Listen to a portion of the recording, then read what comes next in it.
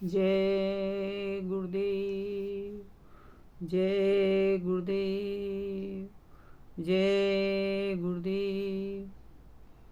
आपके जीवन में जो है सबसे पहले उसे स्वीकार करना शुरू करें। अगर आप अपने शरीर के लिए जी रहे हैं तो बात अलग है, पर आप कहीं अपने आत्मिक उत्थान के लिए कुछ प्रयास कर रहे हैं तो सबसे पहले अपने आप जैसे हैं उसे स्वीकार करना सीखें। दोहरी जिंदगी तो किसी को भी स्वीकार नहीं होती, तो अपने परमात्मा को कैसे स्वीकार होगा। आप अच्छे बुरे जैसे भी हैं सबसे पहले स्वयं स्वीकार करें अपने आप को। फिर जिन्हें आप अभी तक अपना दोहरा चरित्र प्रदर्शित करते चले आ रहे हैं उनके आगे अपने आप को स्पष्ट करें।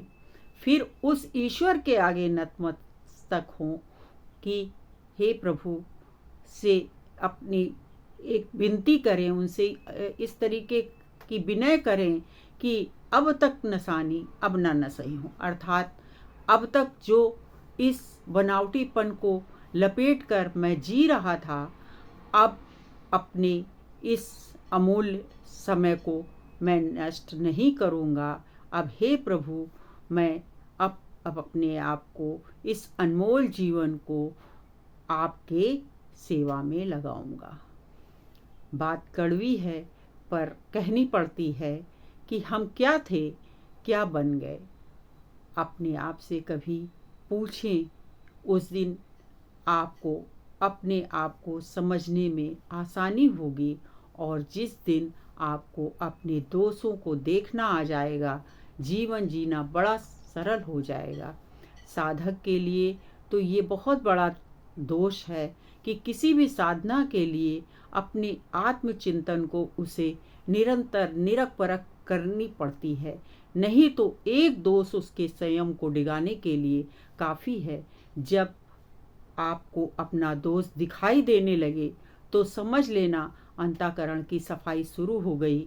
इस समय अगर आप नहीं जागे तो इसका परिणाम आपके जीवन में कभी सुखद नहीं होगा, क्योंकि इस रास्ते पर चलने के लिए जितनी जल्दी शुरुआत कर ली जाए वही ठीक है।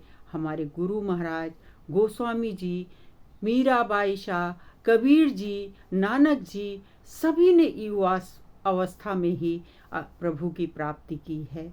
इसलिए हम सबको उनके आचरणों को अपनाना पड़ेगा। इसलिए गुरु शरण चरण को जीवन में उतारना ही होगा। बिना गुरु की दया के कोई युक्त जीव के पास नहीं है कि वो इस मोह निशा से बाहर निकल सके।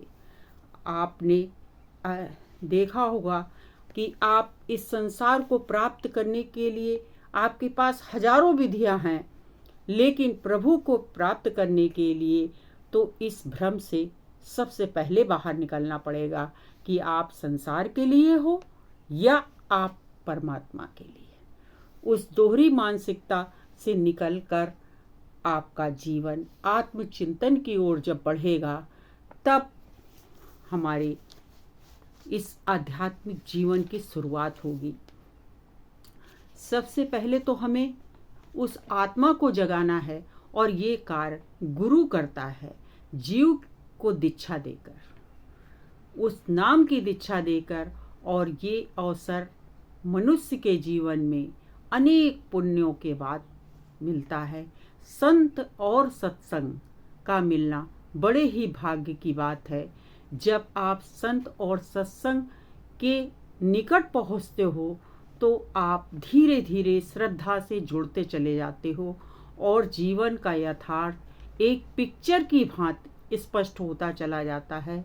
फिर जब आप शिष्य बनकर, दीन बनकर उस मार्ग पर चलते हो तो साधक के जीवन का उद्देश्य प्रदर्शन नहीं रह जाता, ख्याति नहीं रह जाती, सिर्फ अपने प्रभु का संदेश उन तक पहुंचाना जो प्रभु और संतों के उपदेशों को सुनना चाहते हैं, भजन करना चाहते हैं, उस मार्ग पर चलना चाहते हैं या कुछ पाना चाहते हैं।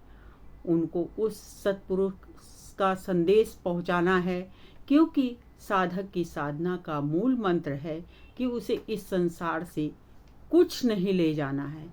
वो तो प्रभु का दास बनकर इस संसार से विदा लेना चाहता है, क्योंकि गुरु ने उसके उस गहन अंधकार को दूर कर दिया है कि संसार में ही वापस छोड़ जाना है। स्वीकारना उसे आ गया है अपने आप को।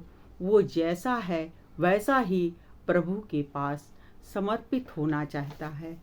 इसलिए सबसे पहले आप अपने जीवन में स्वयं को देखें और स्वयं को स्वीकार करें कि मैं ऐसा ही हूँ। आपके जीवन में दुख और सुख और ये प्रकृति आपको पल पल पे शिक्षा देती है कि हमें किस प्रकार चलना चाहिए, लेकिन आप उस चीज़ को नज़रअंदाज कर देते हैं। प्रकृति ने हमेशा आपको मूक संदेश दिया है कि वृक्ष कभी भी अपने फलों को स्वयं नहीं खाता है। वो बड़ा होता है, धीरे धीरे वो फल से पुष्प से पल्लवित होता है और वो आपको और हमको स्वादिष्ट फल देता है। इसी तरीके से आपके जीवन में जब भी सुख आए तो उसको बांटना सीखिए। सुख की अनुभूति